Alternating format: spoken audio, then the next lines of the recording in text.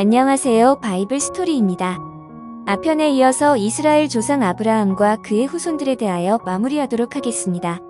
자, 그러면 바로 들어가 볼까요?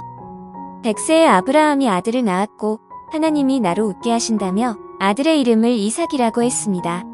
그러던 어느 날 하나님이 아브라함을 시험하시려고 아들을 제물로 바치라고 하셨고 진짜로 바치려고 하자 천사가 아브라함을 멈추게 하고 아브라함이 진심으로 하나님을 경외함을 알아주시고 숲속에 있던 수양을 바치도록 하였습니다. 그 후 브엘세바로 이동하였고 아내 사라가 죽고 마므레의 막벨라 굴에 장사하였습니다. 어느 날 재산을 관리하는 하인을 불러 고향인 메소포타미아에 가서 아들의 신부를 찾아오라고 하였고 아브라함의 하인은 아브라함의 동생인 나홀의 손녀딸 리브가를 데리고 옵니다. 그 후 아브라함이 죽고 이삭은 마므레의 막벨라 굴에 아브라함을 장사했고 브엘라헤로이로 이동했습니다.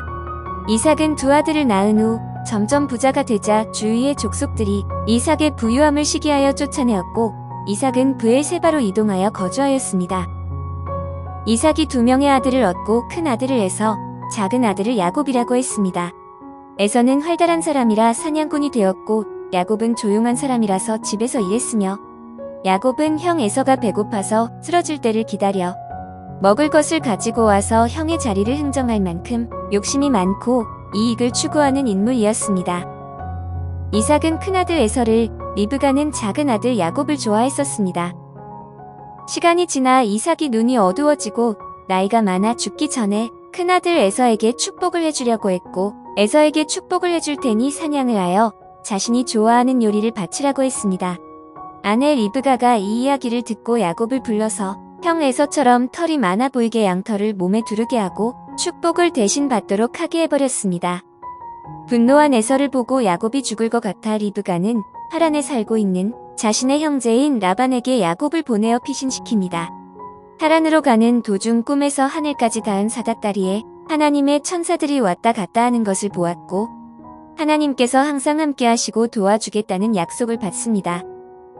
외삼촌 라반의 집에서 일을 하면서 야곱은 라반의 딸 레아와 라헬을 아내로 맞이합니다. 실제 야곱이 사랑했던 여자는 외모가 아름다운 작은 딸 라헬이었으나 삼촌 라반은 야곱을 속여서 큰딸 레아까지 결혼시킵니다. 외삼촌 라반의 집에서 일한 대가로 가축을 받게 된 야곱은 재산을 증식하여 부유한 상태로 부모님이 있는 친가로 돌아오게 됩니다. 돌아오는 길에 형 에서가 두려운 야곱은 잠을 자지 못하고 고민하다가 하나님의 천사와 씨름하여 이스라엘이라는 이름을 받게 됩니다.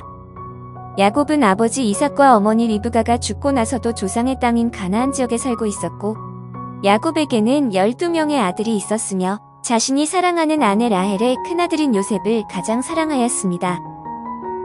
요셉은 야곱의 12명의 아들 중 하나이며 야곱이 사랑하는 두 번째 아내 라헬의 첫째 아들로 태어나 사랑받으며 자랐습니다. 야곱의 편애에 다른 형제들은 언제나 화가 났으며 요셉은 형제들의 잘못을 야곱에게 일러 바쳤습니다. 게다가 요셉은 이상한 꿈을 자주 꾸는 편이었는데 밭에서 곡식을 묶을 때 형들의 곡식의 묶음들이 요셉의 묶음에 절을 하는 꿈, 해와 달과 별들이 자신의 별에게 절하는 꿈 등을 꾸었습니다. 어느 날 야곱의 심부름으로 형들이 양치는 곳으로 갔는데 형들이 지나가는 상인에게 팔아버렸습니다. 상인은 요셉을 이집트에서 파라오의 경호대장인 보디발의 노예로 팔아버렸고 보디발에게 인정받아 요셉은 보디발의 가정 총무가 되었습니다. 어느 날 외모가 좋았던 요셉을 보디발의 아내가 유혹했지만 거절하자 요셉에게 누명을 씌워 감옥으로 보내버립니다.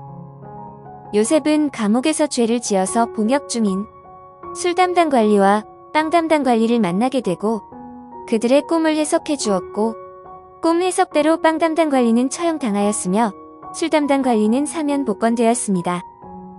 그러던 어느 날 파라오가 꿈을 꾸었는데 아무도 해석할 수가 없어 술 담당 관리가 요셉을 추천하게 되었고 요셉은 꿈을 해석하였습니다.